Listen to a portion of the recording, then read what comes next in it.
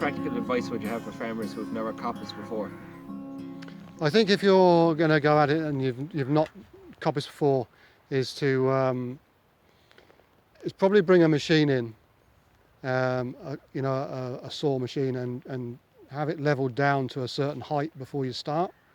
Take away, use as much machinery as you can to take away the top of the hedge and most of the material, so you can get down and get into it by hand. Then it's impossible to get a decent job using a machine all the way down to the ground because of stones and wire and so on. So take the top of the hedge off, down to say, 12 inches, if the machine will take it down that far. That also, when you come down and clear out the undergrowth, because it needs to be cleaned out thoroughly. Once you've got the undergrowth down, you'll have then, sort of stalls that are 12 inches high. They can be cut with a chainsaw, and you can see the stones and anything else that are going to be in your way, and then get the stumps down to about 2 or 3 inches. What issues have you found with farmers who have maybe coppiced hedges themselves? What mistakes maybe have you come across?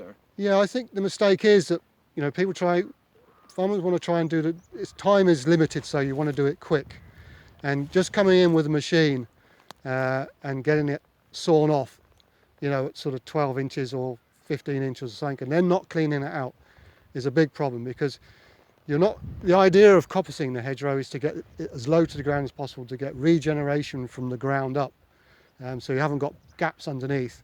If you cut at 12 to 15 inches and then think job done, then you've got all the briars and brambles and everything else that are growing around the stumps. They haven't been cleaned out. They'll grow back over the stumps. Your hedgerow will start growing at 15 feet, and then as it gets older, you'll have gaps underneath the hedge that should have been reduced.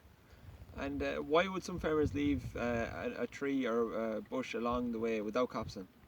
Yeah, the idea of the leaving specimen trees, preferably flowering trees, so a flowering shrub, so whitethorn, blackthorn, or a crabapple if it's in the hedgerow.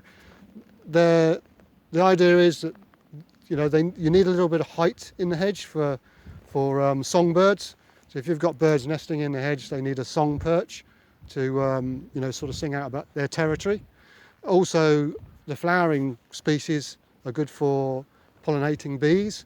So if you're trying to encourage a habitat along the margin of the hedgerow as well, you've got sort of ground flora, ground flowers growing there. You've got the bees, you're attracting bees in with the flowering trees and so on. So it's important for pollinators as well. And then there's the the sort of aesthetics as well.